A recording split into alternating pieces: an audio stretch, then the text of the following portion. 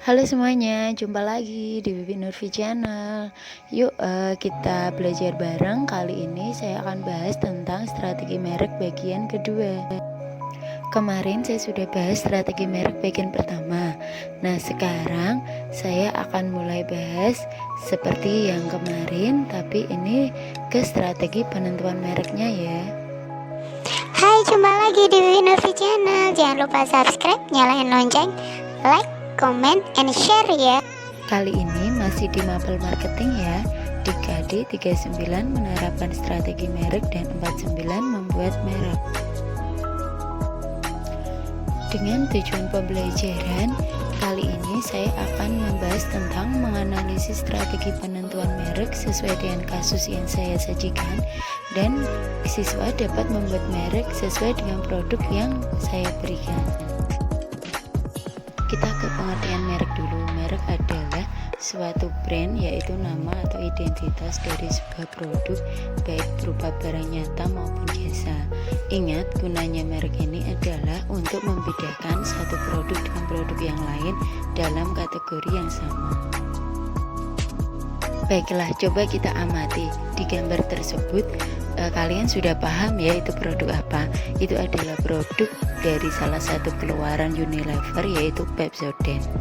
Di situ kita tahu bahwa Pepsodent mengeluarkan berbagai macam varian, mulai dari satu Pepsodent untuk pasta gigi saja, itu untuk orang dewasa ya. Di situ ada coba berapa varian itu dengan berbagai aneka rasa. Ada lagi bikin produk untuk anak-anak, Pepsodent Kids. Dan belum lagi ada mouthwashnya. Terus kita juga tahu bahwa Pepsodent juga memiliki berbagai varian untuk sikat giginya. Hal itu merupakan salah satu langkah perusahaan untuk memperluas mereknya. Untuk mempertahankan konsistensi sebuah perusahaan, maka suatu perusahaan perlu menentukan strategi mereknya. Nah, dalam menentukan strategi merek, terdapat 5 strategi yang digunakan perusahaan.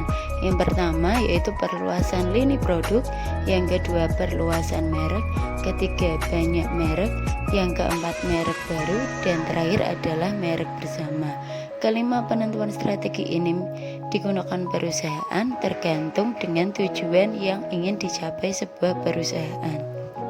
Baik, kita yang pertama yaitu strategi perluasan lini produk, atau istilah kerennya product line extension strategy. Strategi ini digunakan perusahaan untuk meningkatkan omset penjualannya. Ciri dari strategi lini produk ini adalah adanya berbagai macam varian dalam satu merek. Misalnya Indomie goreng itu mempunyai berbagai rasa, tidak hanya original saja. Ada rasa ayam geprek, hiper abis, dan lain-lain. Selanjutnya adalah strategi perluasan merek atau brand extension strategy. Strategi perluasan merek ini digunakan perusahaan untuk membuat produk baru tetapi dengan merek lama.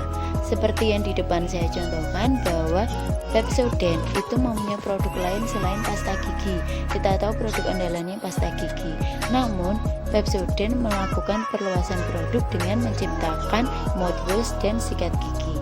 Manfaatnya adalah untuk biaya promosi lebih kecil karena perusahaan sudah mempunyai nama di customer, sehingga tidak perlu lagi melakukan promosi yang berlebihan.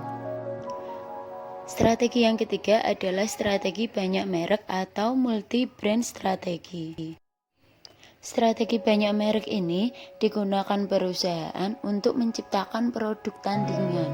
Jadi mau produk dari merek yang pertama, mau merek yang kedua, itu dia sama-sama customernya masuk ke perusahaannya. Sehingga ketika misalnya produk dengan merek A punyanya satu perusahaan itu kurang ada peminatnya, masih ada merek lain yang sama-sama berasal dari satu perusahaan. Misalnya adalah produk dari Indofood. Kita tahu Indomie itu adalah salah satu produk keluaran Indofood. Namun Indofood sendiri mengeluarkan berbagai macam produk lain seperti Supermie dan Sarina.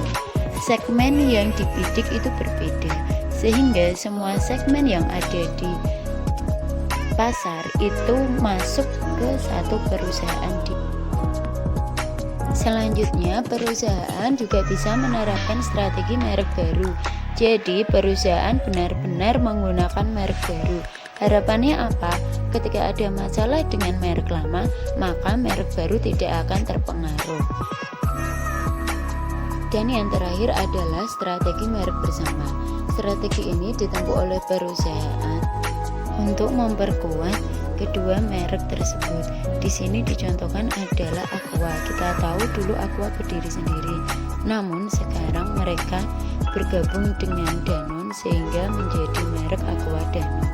Strategi ini bisa digunakan ketika salah satu perusahaan mulai merasakan adanya kerugian, sehingga dengan menggunakan strategi merek bersama, kerugiannya akan semakin kecil. Nah, itu tadi adalah kelima penjelasan dari strategi merek.